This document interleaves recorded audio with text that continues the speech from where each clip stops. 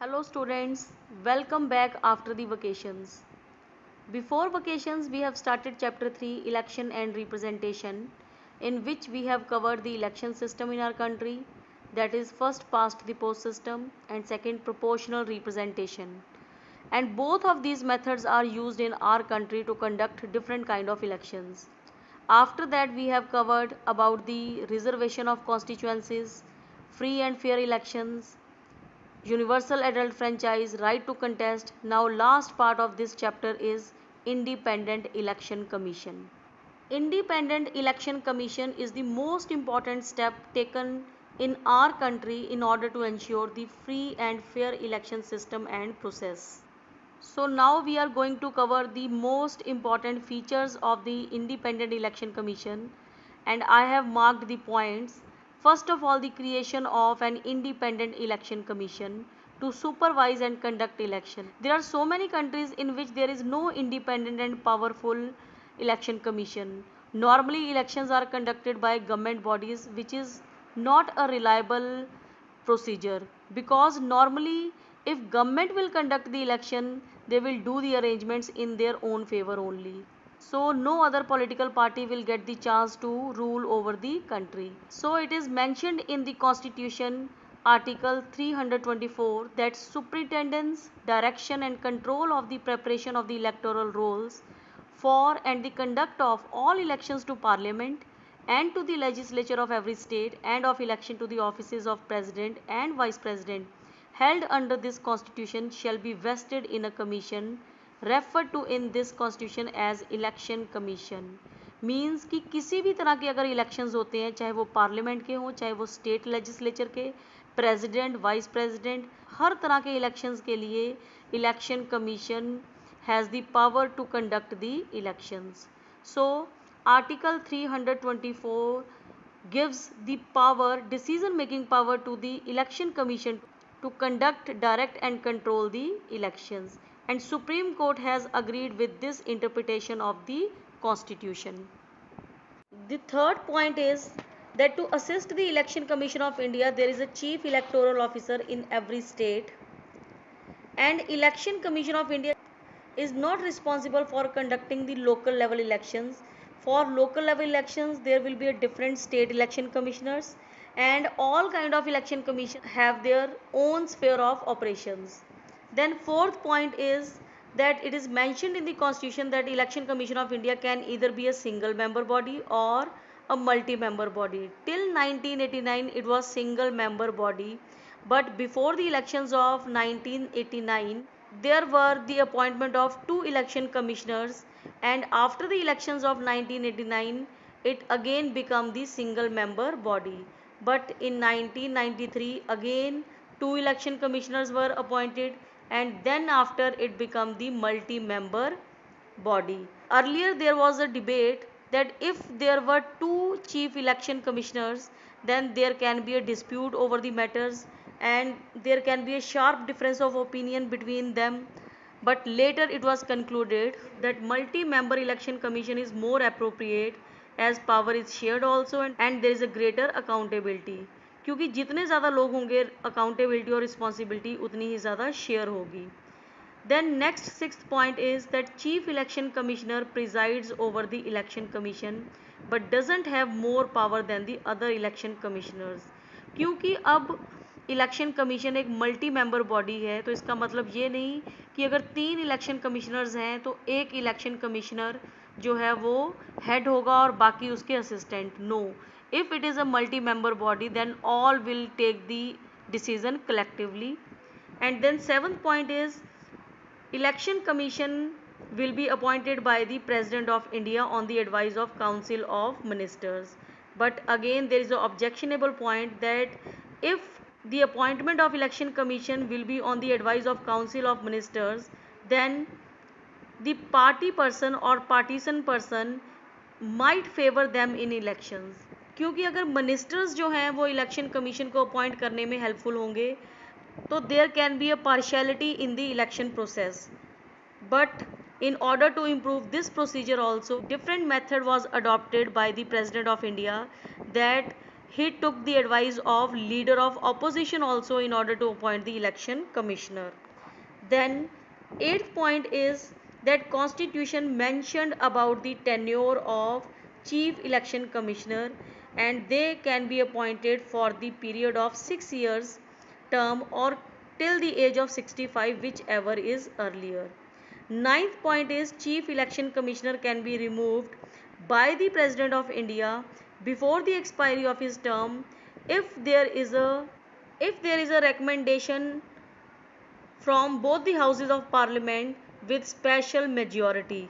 Special majority means at least 66% or two-thirds members of the parliament who are present and voting should vote against the chief election commissioner. Then election commissioner can be removed.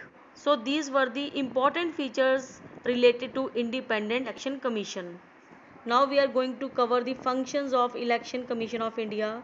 Again I have marked the points. First point is that function of the election commission is to prepare the voters list that should be free of errors. Non eligible and non existent names should not be there. Second function of election commission is to determine the timing of elections and schedule of elections.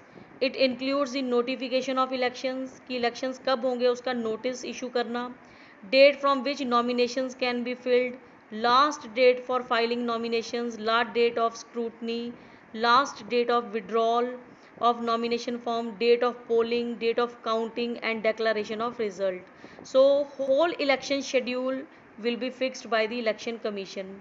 Third function of election commission is to take decision about the free and fair elections. अगर किसी atmosphere की वजह से elections को prepone या postpone करना पड़ता है तो election commission can take decision about that also.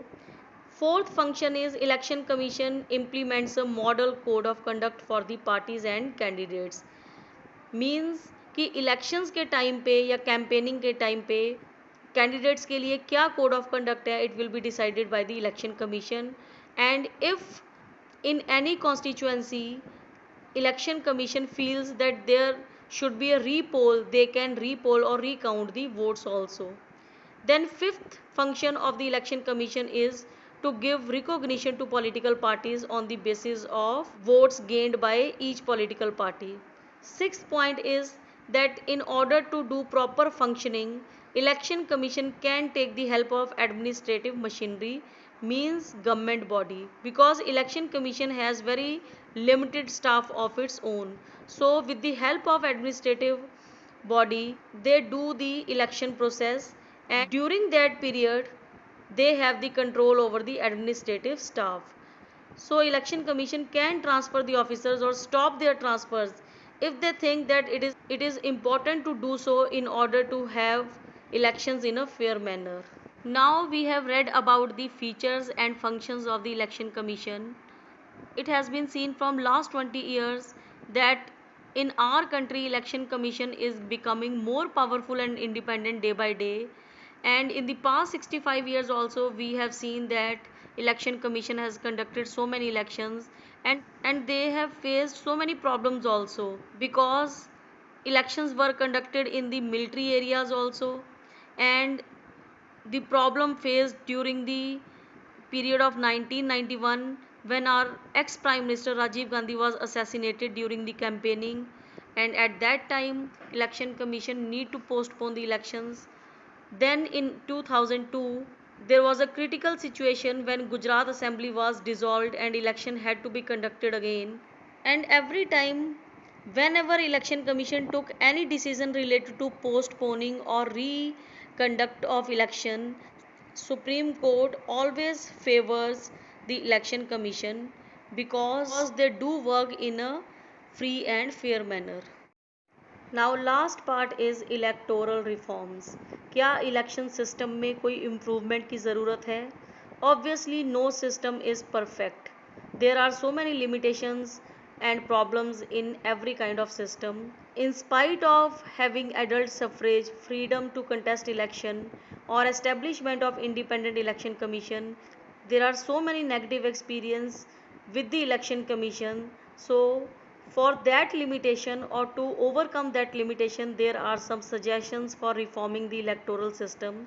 So some of the suggestions are, first is that our system of election should be changed from first past the post system to variant of PR system, means proportional representation system.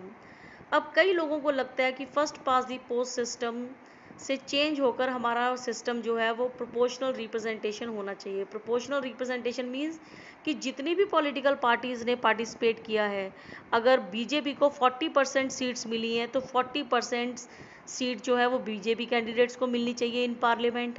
अगर कांग्रेस ने 30% seats win की हैं तो 30% seat should be allocated to the Congress party members. So in the same way, other political parties should get the seat in proportion to their votes gained by them. Second suggestion is that there should be a 1/3 women reservation in parliament and assembly, so that there should be a equality. Third point is that role of money should be restricted in the elections, and government should have the special fund to finance the political parties. Fourth point is that candidate with criminal case, and if there is any criminal case pending before the court, then that candidate should be barred from contesting election. Fifth point is that there should be a ban on the use of caste and religious appeal in the campaign. Sixth point is political parties should function in a transparent manner. There should be an internal democracy within the political party. So these were the suggestions, and some legal reforms should be there, that political parties should do the work in a free and fair manner. But most important reform is the participation of people, क्योंकि political parties या election system तभी improve हो सकता है अगर ज़्यादा से ज़्यादा लोग पार्टिसिपेट करेंगे, क्योंकि पॉलिटिकल पार्टीज़ को सिर्फ एक ही चीज़ का फियर है और वो फियर है लॉस्ट ऑफ पॉपुलैरिटी। अगर लोग उनको पसंद नहीं करेंगे तो उनके वोट्स कम हो जाएंगे। तो जितने ज़्यादा लोग पार्टिसिपेट करेंगे, जितनी ज़्यादा लोग पॉलिटिकल एक्टिविटीज़ में इंटरेस्ट लेंगे, उतना ही ज़्यादा पॉलिटिकल पार्टीज़ अपने आप को रिफॉर्म करेंगी या सुधारेंगी। So in the end it is concluded that there should be a vigilant, more actively involvement of the people in the political activities, and there should be a voluntary organizations must function as watchdog for ensuring free and fair elections. With this, your chapter is completed. In the next video, we will start chapter 4, Executive. Till then, stay home, study at home, and be safe. Thank you.